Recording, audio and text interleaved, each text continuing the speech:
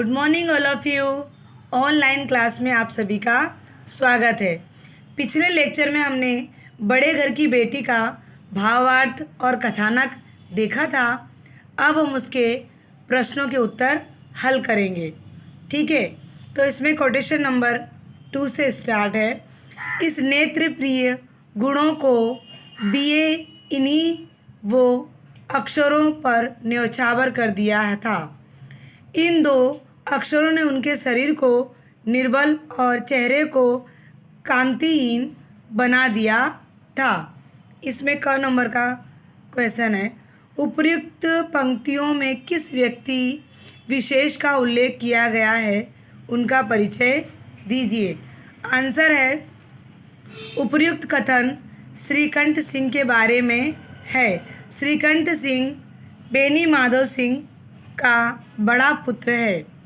अपनी लगन और परिश्रम से बीए की उपाधि प्राप्त की है। पढ़ाई में अधिक ध्यान देने तथा समय पर खाना न खाने के कारण उसका शरीर कमज़ोर तथा कांतिहीन है। वह धैर्यवान और शांत स्वभाव का आदमी है। ख नंबर है, किन नेत्रप्रिय गुणों का वर्णन है, वे किस व्यक्ति में विद्यमान है। आंसर है, इस कहानी में श्रीकंठ सिंह के नेत्रप्रिय गुणों की बात की गई है। वह एक बुद्धिमान व्यक्ति है। बीए की डिग्री प्राप्त करने के परिश्रम ने उसका शरीर दुर्बल और कांतिहीन बना दिया था। वह दफ्तर में नौकर था। बीए इन दो अक्षरों ने उनके शरीर को निर्बल बना दिया था। वह भारतीय संस्कृति के समर्थक थे। ग नंबर, इस व्यक्ति विशेष से गांव की स्त्रियों की अरुचि का क्या कारण था। आंसर है, श्रीकंठ सिंह पाश्चात्य सामाजिक प्रथाओं के विशेष प्रेमी न थे। संयुक्त कुटुंब के संबंध में उनका यह विचार था कि इससे जाति और देश की उन्नति होती है, परंतु गांव की स्त्रियों को संयुक्त कुटुंब में रुचि नहीं है। वे उसे जाति और देश के लिए हानिकारक समझती हैं। घ नंबर का देखेंगे, कहानी के अनुसार किस प्रकार के गुणों से युक्त स्त्री सच्चे अर्थ में बड़े घर की बेटी होती है, स्पष्ट करो। आंसर है, प्रेमचंद जी ने यह प्रदर्शित किया है कि कुलीन परिवार की विवेकशील स्त्रियां ससुराल में आपसी प्रेम तथा एकता बनाने में अहम भूमिका निभाती हैं। अहंकारी तथा हठी होने पर भी वे संयुक्त परिवार को बिखरने नहीं देती। बिगड़ी बात को सुधारना उन्हें बखूबी से आता है। यहाँ आनंदी ही है जो स्वयं की सूझबूझ और चतुराई से दोनों भाइयों में परस्पर प्रेम जागृत कराती है। थर्ड कोटेशन, न तो यही चाहते थे कि ऋण का बोझ बढ़े और न ही यही स्वीकार था कि उसे अपने को भाग्यहीन समझना पड़े। इसके अंदर देखेंगे क्वेश्चन नंबर 1, उपर्युक्त पंक्तियों में किस व्यक्ति के प्रति संकेत है, उसका क्या दुर्भाग्य था, उसकी हैसियत का वर्णन करो। तो आंसर है, उपर्युक्त पंक्तियों में आनंदी के पिता ठाकुर भूप सिंह के प्रति संकेत है। उसका यह दुर्भाग्य था कि उन्हें एक भी लड़का न था। वे एक छोटी सी रियासत के बड़े जमींदार थे। उनके पास विशाल भवन, एक हाथी, 3 कुत्ते और झाड़ फानूस थे। ख नंबर देखेंगे, उसे कौन है, वह स्वयं को भाग्यहीन कब और क्यों समझती है, स्पष्ट करो। आंसर है, उसे शब्द से आनंदी की ओर संकेत किया गया है। वह स्वयं को भाग्यहीन समझती है क्योंकि अगर आनंदी का विवाह एक अच्छे परिवार में न होता और एक गरीब परिवार में होता जहां उसे उचित आदर, सम्मान और प्यार न मिले तो वह अपने को ही भागीन समझ सकती थी। ग नंबर, इस व्यक्ति के समक्ष कौन सा धर्म संकट था? उनका धर्म संकट कब और किस प्रकार दूर हुआ? आंसर है, ठाकुर भूप सिंह के समक्ष आनंदी का विवाह कहाँ करने का धर्म संकट था। उनका धर्म संकट तब दूर हुआ जब एक दिन श्रीकंठ सिंह उनके पास किसी चंदे का रुपया मांगने आता है और उनके गुणों से प्रभावित होकर वे अपनी बेटी की शादी श्रीकंठ सिंह से करवा देते हैं। घ नंबर, कहानी में से 4 मुहावरे छाट कर लिखिए तथा अर्थ।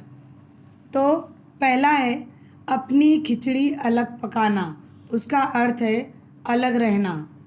सेकंड, रीझ जाना, अर्थ है मोहित हो जाना। थर्ड, जल गया, अर्थ है क्रोधित होना। फोर्थ, मजा चखाना, अर्थ है दंड देना। फोर्थ नंबर है, वह एक सीधा साधा देहाती गृहस्थ का मकान था, किंतु आनंदी ने थोड़े दिनों में ही अपने आप को इस नई परिस्थिति के अनुकूल बना लिया, मानो विलास के सामान कभी देखे ही न थे। इसमें क है, देहाती गृहस्थ का मुखिया कौन था, उसका चरित्र चित्रण करें। आंसर है, बेनी माधव सिंह गौरीपुर गांव के जमींदार और नंबरदार थे। इस समय उनकी आय लगभग 1000 रुपये वार्षिक थी। माधव सिंह के परिवार की समाज में बड़ी प्रतिष्ठा थी। वे स्वयं अनुभवी तथा समझदार थे। बेनी माधव को यह स्वीकार न था कि उनके परिवार की बदनामी हो और उन्होंने बड़े पुत्र श्रीकंठ को समझाने का भरसक प्रयास किया, किंतु वे असफल रहे। ख नंबर, आनंदी की चारित्रिक विशेषताओं का उल्लेख करो। आंसर है, आनंदी श्रीकंठ की पत्नी है। वह अपनी सभी बहनों में सुंदर और गुणों से युक्त है। वह कुलीन परिवार की है। उसके घर के रहन सहन का स्तर ऊंचा है। आनंदी ने समझदारी तथा विवेक से स्वयं को नए घर के परिवेश के अनुकूल बना लिया है। वस्तुतः वह दयालु स्वभाव की है। बात बढ़ते देख वह समझदारी से काम लेती है। वह लाल बिहारी को जाने से रोकती भी है और अपने पति के क्रोध को शांत भी कर देती है। वह यह सिद्ध कर देती है कि बड़े घर की बेटियां विवेकशील होती हैं तथा बिगड़े हुए काम को सुधार देती हैं। ग नंबर, मकान साधारण किस प्रकार था? वह आनंदी के पितृगृह से किस प्रकार भिन्न था? आंसर है, मकान में खिड़कियां न थी, न जमीन पर फर्श, न दीवार पर तस्वीरें। वह एक सीधा साधा देहाती गृहस्थ का मकान था, किंतु आनंदी ने थोड़े दिनों में ही अपने आप को इस नई परिस्थिति के ऐसा अनुकूल बना लिया, मानो विलास के समान कभी देखे ही न थे। आनंदी के पितृगृह एक विशाल भवन था। एक हाथी, 3 कुत्ते, झाड़ फानूस, अननेरी, मजिस्ट्रेटी और ऋण जो एक प्रतिष्ठित ताल्लुकेदार के योग्य पदार्थ हैं, सभी यहाँ विद्यमान थे। घ नंबर देखेंगे, आनंदी का बचपन किस प्रकार की शान शौकत में व्यतीत हुआ, लिखिए। आंसर है, आनंदी अपनी सभी बहनों में सुंदर और गुणी है। वह कुलीन परिवार की है। उसके पिता भूप सिंह प्रतिष्ठित जमींदार हैं। उसके घर के रहन सहन का स्तर ऊंचा है। काम करने के लिए नौकर चाकर उपस्थित हैं। उसे किसी भी वस्तु की कभी कमी महसूस नहीं होती थी। कोटेशन 5, जिस तरह सूखी लकड़ी जल्दी से जल उठती है, उसी तरह क्षुब्धा से बावला मनुष्य जरा जरा सी बात पर तिनक जाता है। लाल बिहारी को भावज की यह ठिठाई, भावज अर्थात भाभी, भावज की यह ठिठाई बहुत बुरी मालूम हुई। इसमें क नंबर देखेंगे।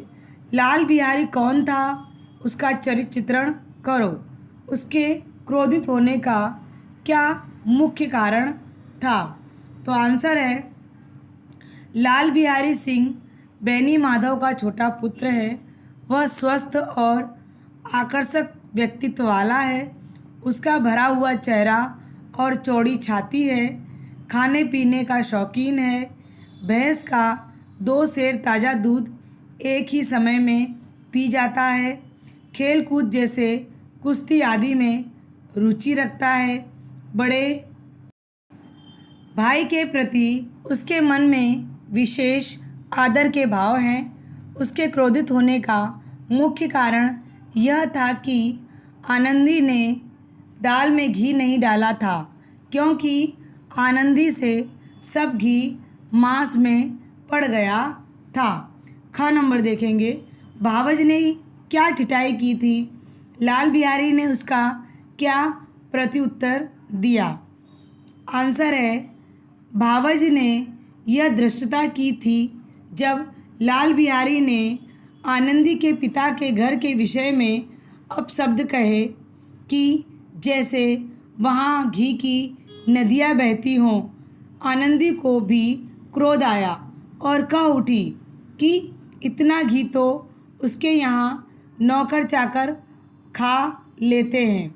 लाल बिहारी को यह बर्दाश्त नहीं हुआ और आवेश में आकर उसने खड़ाऊ अर्थात चप्पल खड़ाऊ उठाकर आनंदी पर फेंका, जिससे उसकी उंगलियां घायल हो गईं।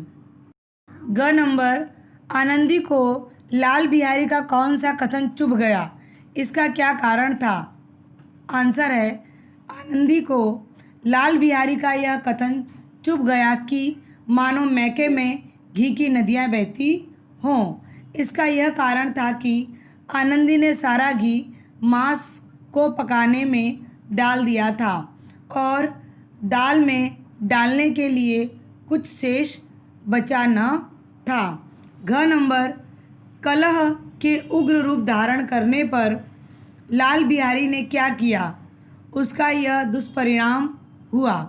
उसका क्या दुष्परिणाम हुआ? आंसर है कलह के उग्र रूप धारण करने पर लाल बिहारी ने अपना खड़ाऊ उठाकर आनंदी पर फेंका, जिससे आनंदी की उंगलियां घायल हुई। उसका यह दुष्परिणाम हुआ कि दोनों भाइयों में दरार पैदा हो गई और पंचायत भी बुलाई गई। पंचायत में श्रीकंठ सिंह ने लाल बिहारी से कह दिया कि आज के बाद तुम्हारा चेहरा मत दिखाना। 6 कोटेशन। उन्हें कदाचित ही क्रोध आता था। स्त्रियों के आंसू पुरुषों की क्रोधाग्नि भड़काने में घी का काम देते हैं। रात भर करवटें बदलते रहे। क नंबर है इसमें। उन्हें शब्द किसके लिए प्रयुक्त है? उनकी चारित्रिक विशेषताएं लिखिए।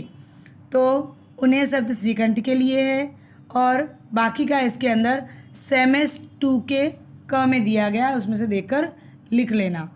आगे घ नंबर देखेंगे। किस स्त्री की आंखों में आंसू थे? इसने किस व्यक्ति की क्या शिकायत की थी? आंसर है आनंदी की आंखों में आंसू थे। इसने लाल बिहारी की शिकायत श्रीकंठ सिंह से की थी कि लाल बिहारी ने अपना खड़ाऊ उठाकर आनंदी पर फेंक दिया, जिससे उसकी उंगलियां भी घायल हुई। ग नंबर। अगले दिन इस व्यक्ति ने अपने पिता से क्या कहा?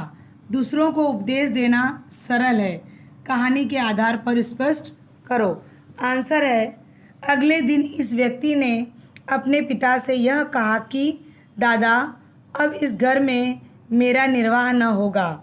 इस तरह की विद्रोहपूर्ण बातें कहने पर श्रीकंठ सिंह ने कितनी ही बार अपने मित्रों को आड़े हाथों लिया था, परंतु दुर्भाग्यवश आज उन्हें स्वयं वे ही बातें अपने मुंह से कहनी पड़ी। दूसरों को उपदेश देना भी कितना सरल है। नंबर, कथन सुनकर पिता की क्या प्रतिक्रिया हुई? उन्होंने स्त्रियों के विषय में क्या कहा? आंसर है, कथन सुनकर बेनी माधव सिंह घबरा उठे और कहने लगे कि उसे इस घर में निर्वाह क्यों न होगा। उन्होंने स्त्रियों के विषय में कहा कि स्त्रियां इसी तरह घर का नाश कर देती हैं, उनको बहुत सिर चढ़ाना अच्छा नहीं। ड नंबर, घी का काम देना, पलक तक नहीं झपकाना मुहावरे का अर्थ लिखिए। तो पहले है घी का काम देना का अर्थ है क्रोध बढ़ने में सहायक, और सेकंड है पलक तक नहीं झपकना, उसका अर्थ है नींद नहीं आना। कोटेशन 7, जब तक मुझे यह ना मालूम हो जाए कि भैया का मन मेरी तरफ से साफ हो गया, तब तक मैं इस घर में कदापि नहीं रहूँगा। इसका है इसके अंदर, यह वाक्य कौन किससे कह रहा है? इस कथन का क्या प्रसंग है? आंसर है, यह वाक्य लाल बिहारी ने अपनी भाभी से कहा। इस कथन का यह प्रसंग है कि दाल में घी न डालने की वजह से धीरे धीरे झगड़ा बढ़ता गया और वह झगड़े की वजह से लाल बिहारी को घर से बाहर निकलना पड़ा। ख नंबर, भैया कौन है? उनके वक्ता से रुष्ट होने का क्या कारण है? आंसर है, भैया श्रीकंठ सिंह हैं। उनके वक्ता से रुष्ट होने का यही कारण है कि तुच्छ बात पर वाद विवाद किया था, खड़ाऊ भी फेंककर मारी थी, जिससे उसकी उंगलियां घायल हुई। ग नंबर, भैया पर इस कथन का क्या प्रभाव पड़ा? उन्होंने इस समय भाई के साथ कैसा व्यवहार किया और भावुक होते हुए क्या कहा? आंसर है, इस कथन के प्रभाव से श्रीकंठ सिंह का हृदय पिघल गया। उन्होंने बाहर आकर लाल बिहारी को गले से लगा दिया और दोनों भाई खूब फूट फूट कर रोए। श्रीकंठ सिंह भावुक और कांपते हुए स्वर में लाल बिहारी से कहा कि लल्लू, इस बातों को बिल्कुल भूल जाओ, ईश्वर चाहेगा तो फिर ऐसा अवसर ना आएगा। घ नंबर, आजकल संयुक्त परिवार की अपेक्षा एकल परिवार का चलन बढ़ गया है, इसके कारणों का उल्लेख करो। आंसर है, संयुक्त परिवार में महिलाओं को अपनी रुचियां विकसित करने का समय नहीं मिलता। सेकंड, ज़्यादा सदस्य होने से विचारों को भिन्न होने पर झगड़े होते हैं। थर्ड, अत्यधिक स्नेह से बच्चों का अनुशासनहीन होना हो जाता है। अब देखेंगे आगे का 8 नंबर का कोटेशन। गांव में कुछ ऐसे कुटिल मनुष्य भी थे जो इस कुल की नीतिपूर्ण गति पर मन ही मन जलते थे। इस महानुभावों की शुभकामनाएं आज पूरी होते दिखाई दी। इसमें क नंबर है, किस कुल के संदर्भ में बात कही जा रही है? उस परिवार का परिचय देते हुए उसकी मुख्य विशेषता का वर्णन करो। बेनी माधव सिंह के परिवार के सदस्यों में बात कही जा रही है। वह एक संयुक्त परिवार था। इस परिवार में एक पिता हैं और उनके 2 बेटे। दोनों बेटों का नाम श्रीकंठ सिंह और लाल बिहारी है।